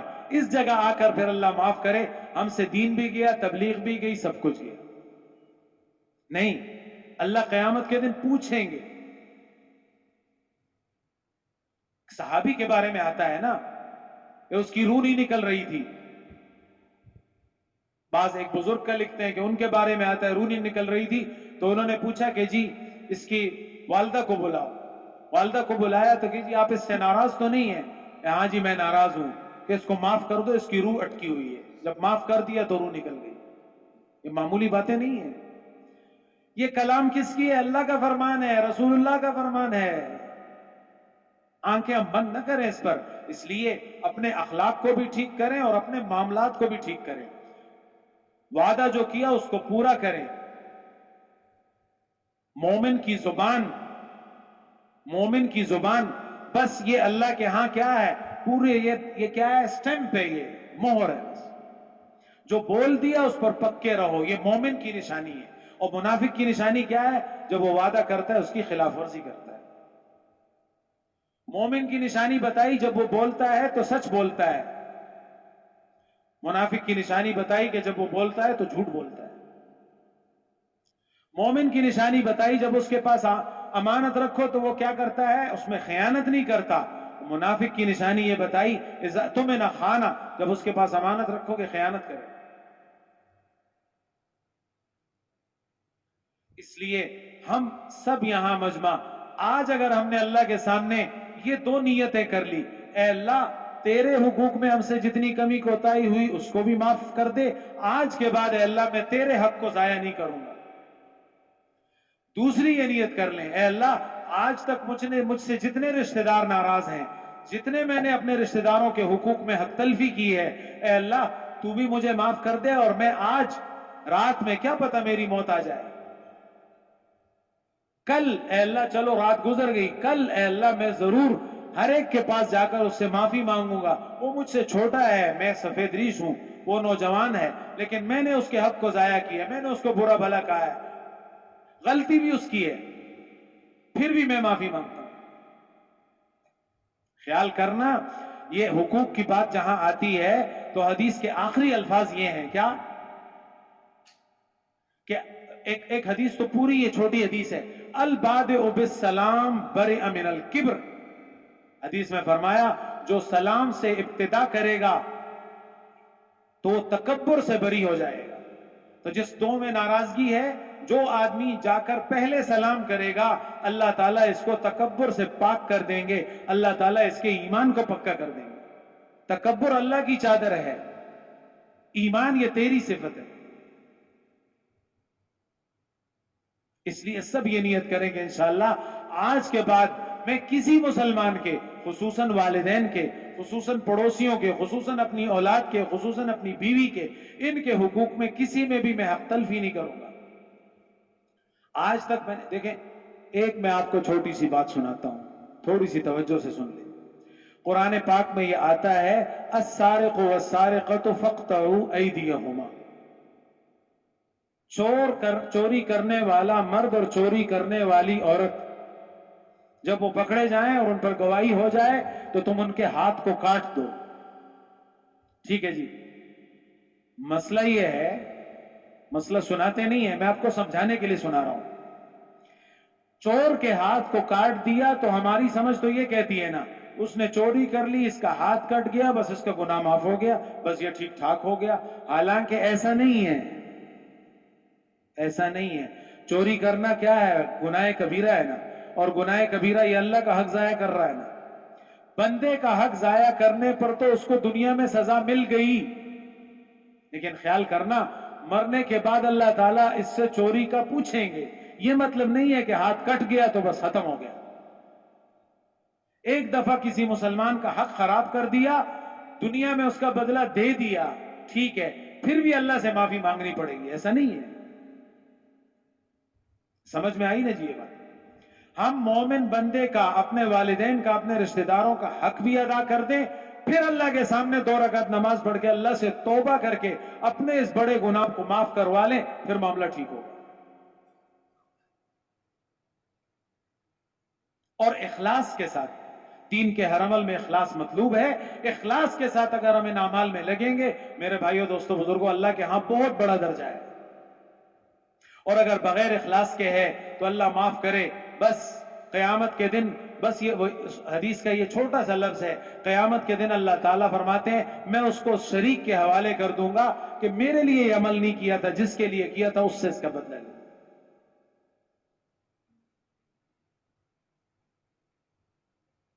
اور اس وقت آخری درجہ یہ ہے کہ ہم جن کے ساتھ ہمارا معاملہ ہے، کسی معاملے میں ہمارا کسی کے ساتھ ناراضگی ہے، یا کسی کے حق میں میں پھنسا ہوا ہوں یا وہ میرے حق میں پھنسا ہوا ہے، کم از کم ہم ابھی عشاء کی نماز پڑھیں گے، عشاء کی نماز پڑھ کے دعا تو کر سکتے ہیں نا جی، اس کا نام لے کر۔ شیطان کہے گا نا ان سے تم نے ظلم کرے دو نا، تیرے ایمان کا اس وقت پتہ چلے گا۔ اس کو تو چھوڑ دو، اس کا ایمان اور وہ چھوڑ دو، تیرے ایمان کا تو اب پتہ چل رہا ہے۔ اخلاص سے اس کے لیے دعا کر دو، اے اللہ جو میری اس کی ناراضگی ہے، اے اللہ ہمیں آپس میں محبت عطا فرما، اور میرے اس کے معاملے کو اے اللہ درست فرما دے۔ دیکھو اللہ تعالیٰ، اللہ تو غفور الرحیم ہے، وہ تو معاف کرنے والے ہیں۔ اللہ سے معافی مانگو گے، اللہ تعالیٰ کیا کہتے ہیں؟ ایک حدیث میں یہ ارشاد فرما دیا، جو اپنے اور اللہ کا معاملہ ٹھیک کر دے گا، اللہ تعالیٰ اس کے اور لوگوں کے درمیان کے معاملے کو بھی ٹھیک کر دے گا، اخلاص کے ساتھ۔ اب یہ دعوت کی محنت اور یہ ذمہ داری اور اس پر جان مال وقت لگانا، میرے بھائیو دوستو بزرگوں، ہم میں سے بیٹھے ہوئے ہر شخص کی ذمہ داری ہے۔ اور دنیا میں جتنے مسلمان رہ رہے ہیں، جتنے مسلمان رہ رہے ہیں، ان پر 2 ذمہ داریاں ہیں۔ ایک ذمہ داری یہ ہے کہ جتنے مسلمان ہیں ان کو پورے دین پر لانا، اور جتنے غیر مسلم ہیں ان پر محنت کر کے، ان کے لیے دعائیں مانگ کر، ساری دنیا میں جا کر ان پر محنت کر کے ان کو مسلمان بنانا اور ان کو ہمیشہ کی دوزخ سے بچانا۔ یہ میرے نبی کا کام تھا، یہ میرے صحابہ کا کام تھا، یہ میرے بڑے بزرگان دین تابعین، یہ حضرت مولانا الیاس رحمۃ اللہ علیہ، یہ بیچارے اس غم میں دنیا سے چلے۔ اور ہم کس غم میں دنیا سے جا رہے ہیں اللہ معاف کرے، ہمیں معلوم ہے۔ بس ایک حدیث میں آپ کو مولانا جمشید صاحب رحمۃ اللہ علیہ کی سناتا ہوں، ابھی ہم نے مشکات شریف میں بھی پڑھی۔ کیا؟ من جعل الہموم ہما واحدا اے ہم الآخرہ کفاہ اللہ ہم دنیاہ۔ ہم تو دنیا کے غموں میں لگے ہوئے ہیں نا۔ حدیث میں حضور صلی اللہ علیہ وسلم فرما رہے ہیں، جو آدمی ساری دنیا کے غموں کو اکٹھا کر کے ایک غم بنا دے گا، اور وہ غم کون سا ہے؟ ہم الآخرہ، آخرت کا غم۔ کفاہ اللہ ہم دنیا ہو، اللہ تعالیٰ اس کے دنیا کے غموں کے لیے کافی ہو جائے گا۔ اللہ جس کے لیے کافی ہو جائے تو اللہ کے لیے تو کوئی سبب کی ضرورت نہیں ہے نا۔ بنی اسرائیل کو 40 سال تک من و سلوہ کھلایا یا نہیں کھلایا؟ اصحاب کہف کو 309 سال تک زندہ رکھا یا نہیں رکھا؟ نعوذ باللہ، یعنی اللہ وہی ہے یا بدل گیا ہے؟ آسمان وہی ہے نا, زمین بھی وہی ہے, چاند بھی وہی ہے, سورج بھی وہی ہے. مکہ مکرمہ میں آپ گئے نا, غار ہرا پر چڑھے ہیں نا, یہ پہاڑ کون سا ہے؟ وہی پہاڑ ہے نا جو حضور صلی اللہ علیہ وسلم جس پر عبادت کرتے ہیں. غار سور پر بھی اکثر گئے ہوں گے. سب کچھ وہی ہے. کون بدل گیا؟ زمانہ نہیں کہنا ہے, میں بدل گیا ہوں. تبلیغ کی محنت کس پہ ہے؟ مجھ پہ ہے. میں ٹھیک ہو جاؤں, ساری امت ٹھیک, سارا زمانہ ٹھیک. میں بدل گیا ہوں, میں اپنے آپ کو اپنے راستے پہ لے آؤں. اہدنا الصراط المستقیم نماز میں تو پڑھتا ہوں, حقیقت میں اہدنا الصراط المستقیم پر آ جاؤں بس. اس کے لیے یہ درخواست ہے. ماشاءاللہ آپ نے اتنی تفصیل سے بات بھی سنی, بڑی توجہ سے سنی. اللہ تعالیٰ بہت جزائے خیر عطا فرمائے. ماشاءاللہ اس میں بیمار بھی ہیں, تھوڑی بہت گرمی بھی ہے. اللہ تعالیٰ آپ کے بیٹھنے کو بھی قبول فرمائے. اللہ تعالیٰ آپ کے اس آج کے آنے کو ساری امت کے, سارے عالم کے لیے, ہدایت کے لیے ذریعے کے طور پر قبول فرمائے. کیا پتا ہم مجمع میں کون آدمی ایسا ہے جس کی دعا, جس کی نماز, جس کا رونا, جس کی یہ تبلیغ اللہ کو پسند آئے. اور وہ جو 6 آدمیوں نے حج کیا تھا تو اللہ تعالیٰ نے کیا فرمایا, ان 6 کا قبول ہو گیا تو 6000 کا بھی قبول ہو گیا. اس لیے درخواست یہ ہے, جیسے سکون سے دیکھیں, ابھی 8:07 ہوئے ہیں نا جی, زیادہ سے زیادہ 10 منٹ کی بات ہے. شیطان کیا کہے گا؟ قرآن پاک لے لو, داخم خکار دے گا. قرآن پاک کیا کہتے لگتا سارا خبروں کا خیر دے لگتا پوسوں کا نہیں. اس وقت ہمارے لیے یہ ہے جیسے مشورے سے طے ہے کہ یہاں سے جو